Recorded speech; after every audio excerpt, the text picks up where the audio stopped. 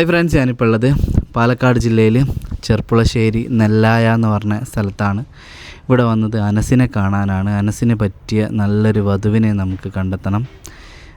Anas premature ബേബിയാണ്. ഇപ്പോൾ മാസം തികയാണ്ടാണ് പ്രസവിച്ചത്.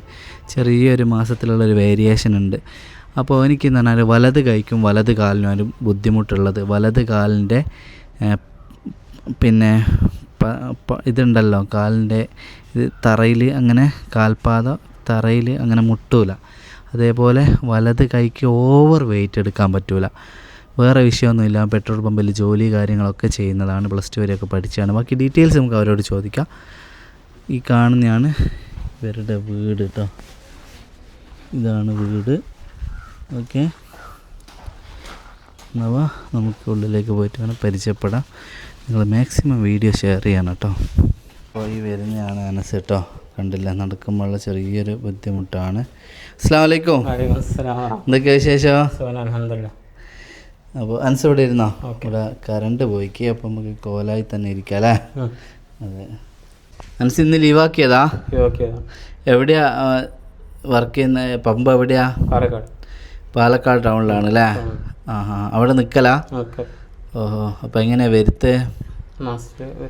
മാസത്തിൽ കമ്പനി റൂമും കാര്യങ്ങളൊക്കെ കമ്പനി ഉണ്ട്.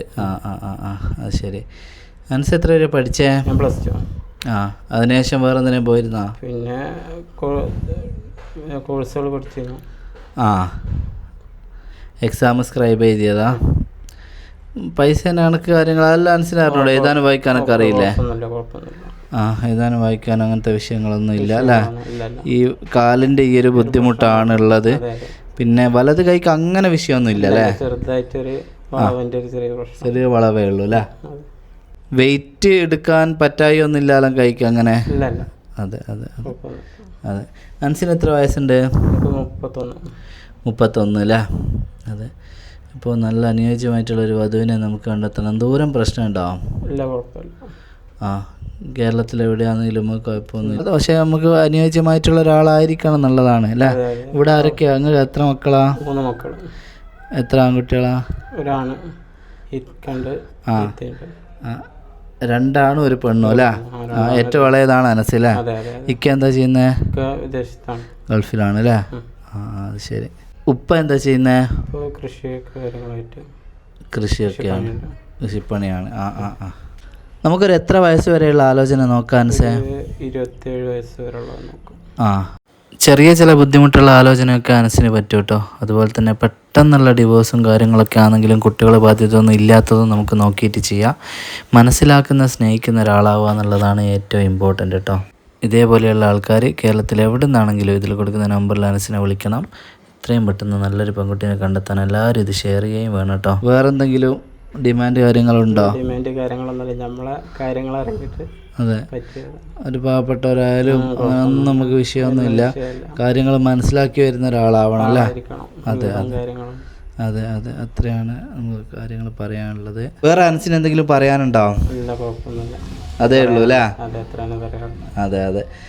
അപ്പോൾ എത്രയും പെട്ടെന്ന് നല്ലൊരു വധുവിനെ കിട്ടട്ടെ. അപ്പോൾ ഇവിടെ ഈ പെട്രോൾ പമ്പിൽ എത്ര വർഷമായി?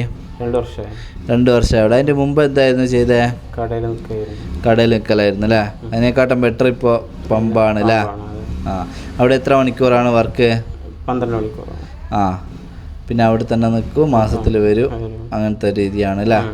അതെ അതെ അതെ. അപ്പോൾ തീർച്ചയായിട്ടും നല്ലൊരു വധു വരട്ടെ. അപ്പോൾ അത്രേ നമുക്ക് പറയാനുള്ളൂ അല്ലേ? അതെ. പിന്നെ മനസ്സിലാക്കുന്ന ഒരു പാർട്ട്ണർ ആവുക എന്നുള്ളതാണ്. വേറൊന്നും അവിടെ പ്രസക്തിയില്ല.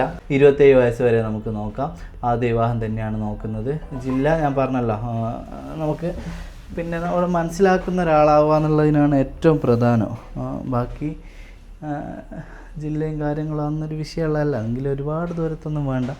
ഇവരെ ഡീറ്റെയിൽസൊക്കെ പറഞ്ഞല്ലോ. അപ്പോൾ അത് മനസ്സിലാക്കിയിട്ട് ഒരാലോചന വരട്ടെ. നിങ്ങൾ മാക്സിമം കൂടെ നിൽക്കുക, ഷെയർ ചെയ്യുക. നമ്മളെ നാട്ടിലുണ്ടാവും പിന്നെ കല്യാണം നോക്കിയിട്ട് റെഡിയാവാത്തവരും പിന്നെ അങ്ങനെയൊക്കെ ഉണ്ടാവും. ഇപ്പോൾ സാമ്പത്തിക പ്രശ്നം കൊണ്ടും അങ്ങനെയൊക്കെ ഉള്ള ആൾക്കാരുണ്ടാവും. അപ്പോൾ അവരെ നമുക്ക് കണ്ടെത്താനുള്ളൊരു വഴിയാണ് ഈ വീഡിയോ എന്ന് പറയുന്നത്.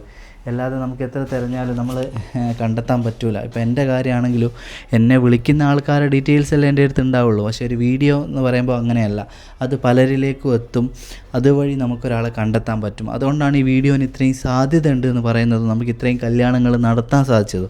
അപ്പോൾ എനിക്കിനിയും പറയാനുള്ള ഇതേപോലെ കല്യാണം വീഡിയോ ചെയ്തിട്ട് തന്നെ നിങ്ങൾ കല്യാണം നോക്കണം എന്നുള്ളത് തന്നെയാണ് കേട്ടോ. അപ്പോൾ അവരുടെ വീട് കാര്യങ്ങളൊക്കെ നിങ്ങൾ കണ്ടല്ലോ, ജോലിയൊക്കെ. അപ്പോൾ നല്ലൊരു പാർട്ട്ണറിൻ്റെ വരട്ടെ, മാക്സിമം ഷെയർ ചെയ്യുക. ഓക്കെ.